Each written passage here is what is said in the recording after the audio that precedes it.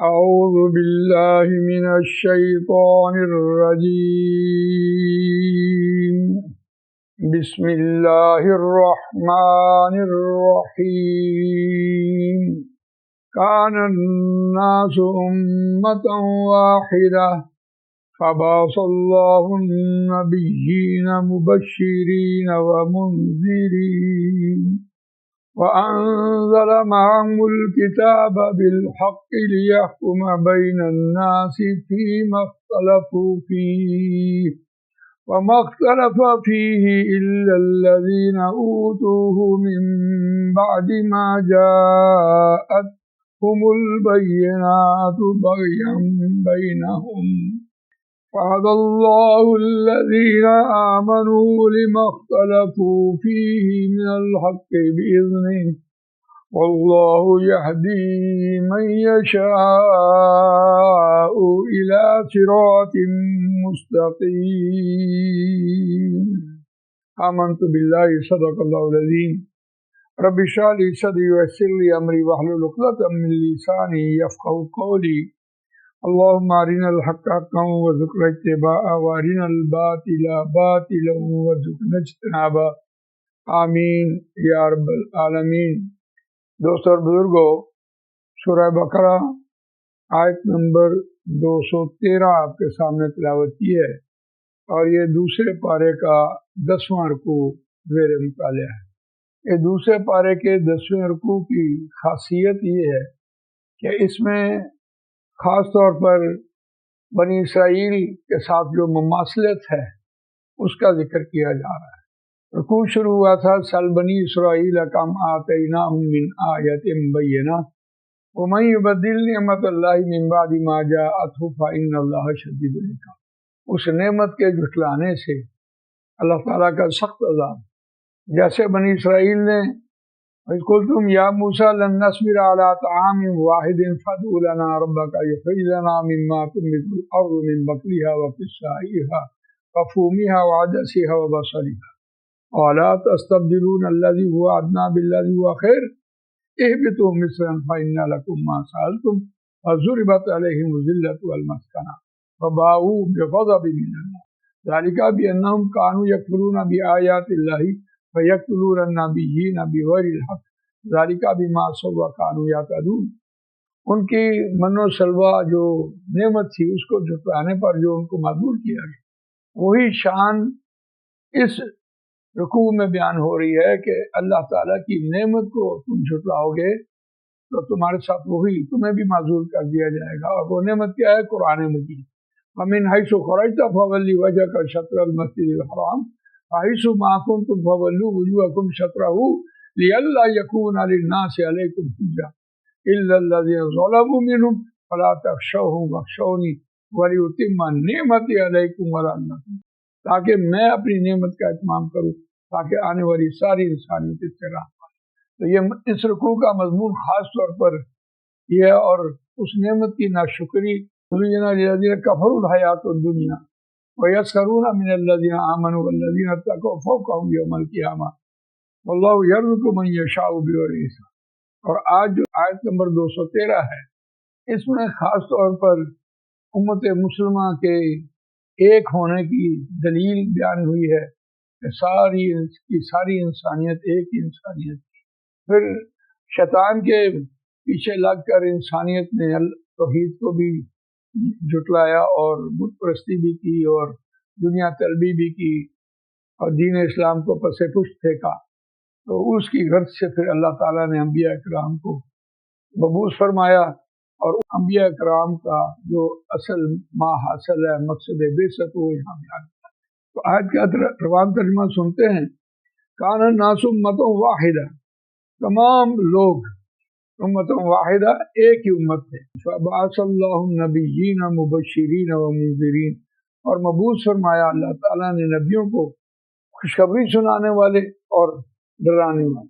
جو لوگ نبیوں کا کہا مان لیں، اللہ کی اطاعت کریں، رسول کی اطاعت کریں، ان کو بشارت دیں، اور جو نافرمانی کریں، فاسق ہوں، ان کو ڈرائیں، آگاہ کریں، دوزخ کے عذاب سے آگاہ کریں۔ وَأَنزَلَ مَعَهُمُ الْكِتَابَ بِالْحَقِّ، लियहकुम बैन अन्नास फीमा इख्तलफू फीह, और उसने नाज़िल किया उनके साथ किताब को साथ हक के कि वो फैसला करें बैन अन्नास लोगों के दरमियान फीमा इख्तलफू फीह, जिसमें उन्होंने इख्तलाफ किया। अब किताब आने के बाद, कुरान मजीद के नाज़िल होने के बाद उस पर अमल ना करना, उसको ना पढ़ना, ना समझना, ना अमल करना, ना दूसरों तक पहुँचाना और ना उसको नाफिज करना, अब ये उसमें इख्तलाफ की वजह बयान हुई है कि किताब में इख्तलाफ कर लिया। किताब में इख्तलाफ की वजह भी समझ आती है कि अगर आप अल्लाह ताला के अहकामात को अपनी ज़िंदगी पर नाफिज करें तो आपका चूल्हा ठंडा हो जाएगा, रिश्वत लेनी बंद हो जाएगी, चोरी, बेईमानी, हेरा फेरी, मिलावट, झूठ, ज़ख़ीरा अंदोज़ी, चक्कर देना, वादा खिलाफी करना, ये सब कुछ उसी में आ जाएगा, तो चूल्हा ठंडा हो जाएगा। और कौन चाहता है कि मेरी दुनिया जो खराब हो जाए? तो दुनिया नौ नकद ना 13 उधार, ठीक है, ये दुनिया चलती है, बस अगला आगे वाला जहान देखा जाएगा, अल्लाह में बस देगा, मैं माफ़ कर देगा। हमारा इंसानों का फिर ये नजरिया बनता है। तो इस एतबार से किताब दी गई कि इससे फैसला कर लो। वमख्तलफ़ फ़ीही इल्लल्लज़ीना ऊतूहु मिन बअदि मा जाअतहुमुल बय्यिनातु बग़यन बैनहुम। यहाँ अब वजह बयान हुई है कि किस वजह से उन्होंने इख्तिलाफ किया है। अब हम जिद्दा कि कौन एक दूसरे से आगे निकलता है, तो मैं आगे हूँ और मैं कैसे दूसरे की बात मानूं। आज भी दुनिया में इसी तरह ही है। जिन लोगों के फॉलोअर्स ज़्यादा हैं वो कैसे ये चाहते हैं कि खुद हक को कबूल कर लें और उनके फॉलोअर्स जो हैं उनको पीछे ताने देते रहें। ये जिद वजह ये होती है कि फॉलोअर्स बहुत होते हैं इंसानों, और जमातें बनी होती हैं, लोग एक दूसरे के पीछे चल रहे होते हैं और उसकी अताअत ज्यादा कर मान रहे होते हैं, अल्लाह का काम से कुछ नहीं करे होते हैं। ये बुनियाद है जिद की।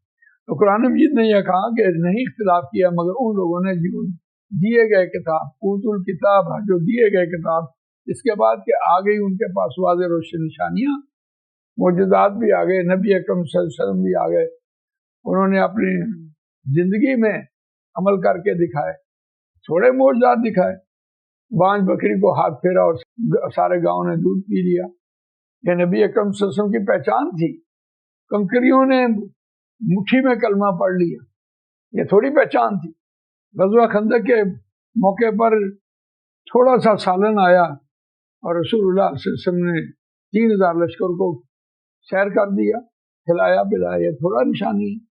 ग़ज़वा खंदक के मौके पर एक पत्थर पे कुदाल मारी और कैसो किसा के हालात नजर आए। ग़ज़वा खंदक के मौके पर आपने अपने पेट से 2 पत्थर दिखा दिए बंधे हुए, ये थोड़े वाज़ेह रोशन निशानियां हैं। नबी अकरम सल्लल्लाहु अलैहि वसल्लम का कोई एक मौजज़ा है।